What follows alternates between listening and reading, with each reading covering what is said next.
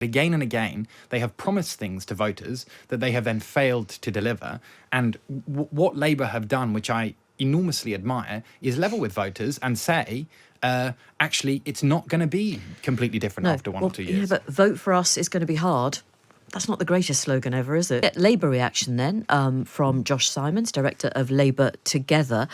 Josh Simons, John Stevenson says that he believes that most people are feeling better off. Other people, perhaps cynically, would say that what this autumn statement has done quite effectively is to kick quite a number of fiscal cans down the road. And if Labour are the winners of the next general election, you're going to have some really, really tough decisions to make, aren't you? There's no denying that the fiscal position we would inherit if we were to win the next election after 13 years of a Conservative government would be extremely difficult. I mean, one of the things that kicking the fiscal can down the road means is that these tax cuts are sort of mythical money. It doesn't really exist. In fact, it's been taken from future spending cuts to departments that are already, there is no fat on the bone in any of those departments that they're proposing to take cuts from. And if this is supposed to be the budget for growth, taking that money out of public service spending and then using it to deliver short-term tax cuts is not going to deliver growth. But the government are in the position, because they're in government, to be able to offer these incentives.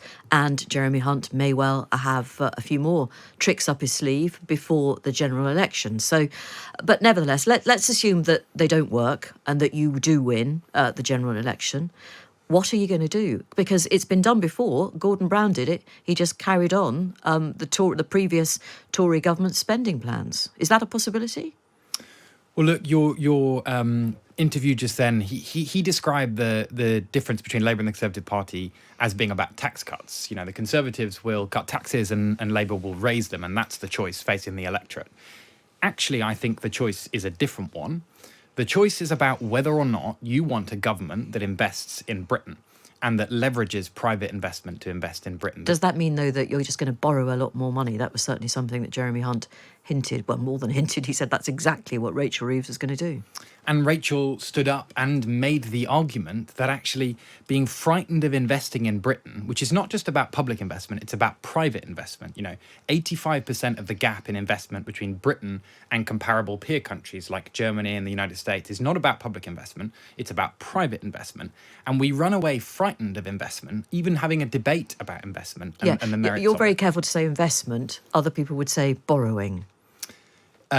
Borrowing is one way to pay for investment. And the important thing is that you only have to get to this question of, is it borrowing? Is it tax rises, etc. if you're talking about public investment. And a huge amount of what Labour are talking about is private investment. Governing in this age is not just about how you spend taxpayers' money. It's about how you direct the private sector, how you incentivize them, crowd them in, get them involved in a mission to deliver growth. And that is something that this government have uniquely and singularly failed to do. And that is a real choice at the next election.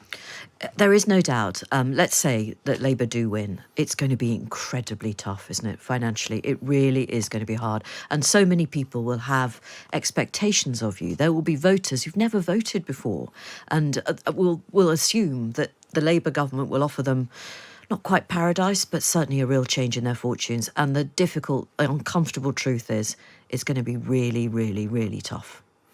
I think that's right. And, the two people I've heard saying that most often are Keir Starmer and Rachel Reeves. They start every single policy announcement, speech that they make by recognising the unbelievably difficult situation our country and the people who live in it, so many millions of people who live in it, face, and not promising that within a year everything will feel different. That would just be delusional. And actually part of the problem with, the last 4 or 5 years of Conservative governments is it's just delusional economics. The Conservatives call themselves the party of sound finances, but again and again, they have promised things to voters that they have then failed to deliver. And what Labour have done, which I enormously admire, is level with voters and say, actually, it's not going to be completely different after 1 or 2 years. Yeah, but vote for us is going to be hard. That's not the greatest slogan ever, is it? Well, we'll see if vote for us, it's going to be hard. And here's some of the ways that in the medium to long term, we are going to transform this country. We will see if that pitch wins the next election or not. But voters understand that getting a mortgage, borrowing to buy a house and then hoping that the value of that house will rise and that will be a serious investment in your future is a sensible thing to do that most people in this country want to do. I think voters understand that. And that is exactly what the Conservative Party has failed to do and Labour are promising to do. Thank you very much. That's the view of Josh Simons, Director of Labour Together.